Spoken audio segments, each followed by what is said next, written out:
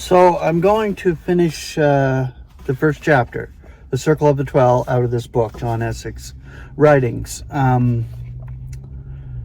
They're small chapters. I could finish one in just one session, but I wanted to actually break it up so I don't lose your attention. Make them short videos. Short videos are really good. Just helps you absorb whatever I'm sharing here. But it's a gorgeous morning, and I actually start my school practicum, which is 8 hours a day, 160 hours, unpaid hours. I start that in a little bit here, next little bit, and I'll be busy pretty much the whole day. So I'm trying to do videos and have them so I'm able to upload them while I'm doing practicum as easy as possible, because if I get busy, then I won't be doing a video for a while. And I keep my channel going by doing videos every couple of days. If I miss a few days, it's okay, but God has me doing this, and my focus, I guess, will be on that on-the-job training, which practicum is, in a little bit here. I won't be out, like, this delivery job is pretty much done. I just don't get shifts anymore. When I do get a shift, I grab it, but it's just like I'm not making any living doing this anymore, and I have to move on. And God has placed his schooling for a purpose, so Lord willing, I'll get something from it. I am applying for other part-time jobs now because this is just ridiculous. A person has to live, and God does provide, and that's all I know. And I thank God that I'm able to continue sharing while I'm doing this transitional thing with employment. God has blessed me to be able to do that, at least share with you anyway, every couple of days if I can. But this book is tremendous, so we'll just continue on with this chapter. It's almost done, and then we'll move on to God is for us. And God is for us, not against us.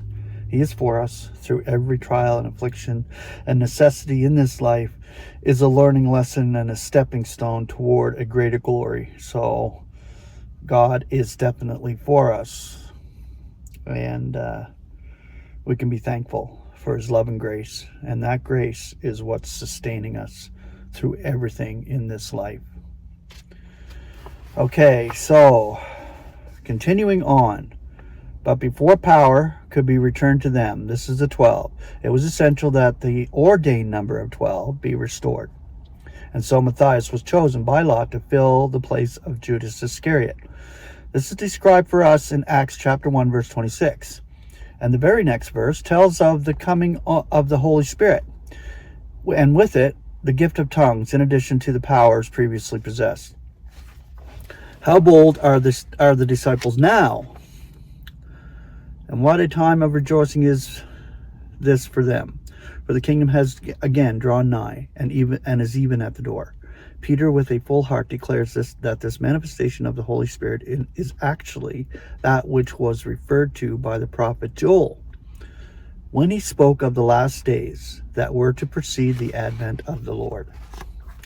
Can we imagine the joy of the apostles at this time? Their ministry was bearing its fruit daily before their eyes. In one day alone, 3,000 souls were baptized. Many miracles were performed, as when the Lord himself had been with them. One of the most notable was the healing at the temple of the lame man who had been infirm for 40 years. Persecutions by the Pharisees could not daunt the disciples nor hinder their preaching. Imprisonment by the rulers could not stop them from working miracles. Even the death of Stephen could not diminish their powers. For Stephen was not one of the 12, and his martyrdom did not break the circle. Indeed, it was after Stephen's decease that Peter performed two of the greatest miracles, in the curing of the paralytic Aeneas and the raising of Tabitha from the dead, both recorded in Acts chapter 9. But it was not long before the circle of the 12 apostles in the kingdom was again broken, this time by the killing of James by Herod. In Acts chapter 12, verse 2, and the number was not restored. When the circle is made up for a third time by the resurrection of the sleeping apostles from the dead, it will be without possibility of further disruption. For the kingdom will indeed be then present in all its power and splendor, and the 12 will be together on 12 thrones, judging the 12 tribes of Israel. And this is 1,000 years coming up. Matthew chapter 19, verse 28, and Luke 22, verse 30. This perhaps their greatest task will be carried out by them as the complete 12. Completed 12 thrones, 12 apostles, judging the 12 tribes of Israel in the 1,000 years coming up, the next eon. Meanwhile, what was the effect of the second breaking of the circle? Did the remaining 11 members continue their ministry unaffected by the loss of the one of their number?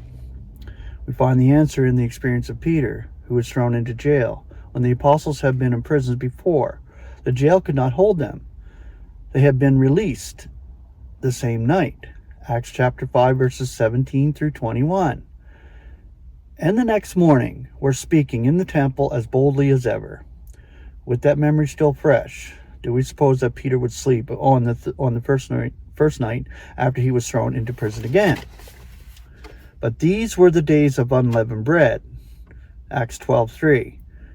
And Herod kept him in prison until after the Passover should be over, 2 or 3 days at least. And it was only in the last night that he was released. And after reporting his deliverance to those gathered in the house of the mother of Mark, he went to a different place. There was no bold preaching in the temple this time, and we read of no more wonderful miracles being performed by any of the 11. Instead, we read of a further call to Saul and Barnabas.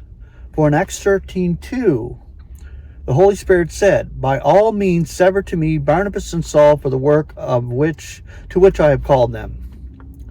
Consideration of these facts should dispel any illusions we may once have had that Saul was chosen to fill the place left vacant by Judas. Saul is not one of the 12. May we conclude by quoting a comment in the Concordant Version on Acts 13:2. Concordant Version Commentary, page 198. It reads, "The severance of Barnabas and Saul by the Spirit is the prelude to an entirely new departure in the book of Acts. The commission entrusted to the 12 apostles has been attempted and their testimony rejected. They went to the limits of the land of Israel. Beyond this they did not venture. Jerusalem in Judea now gives place to Antioch outside the land. The message now goes to the dispersion among the nations and to the proselytes and even to the nations themselves, and continues until it becomes manifest that the Jews outside the land refuse the Messiah, even as those in the land have done. This ministry is carried on by an entirely new set of apostles. The 12 have no part in it. Saul, or Paul, as he is now called, takes the place of Peter in his new apostolic group.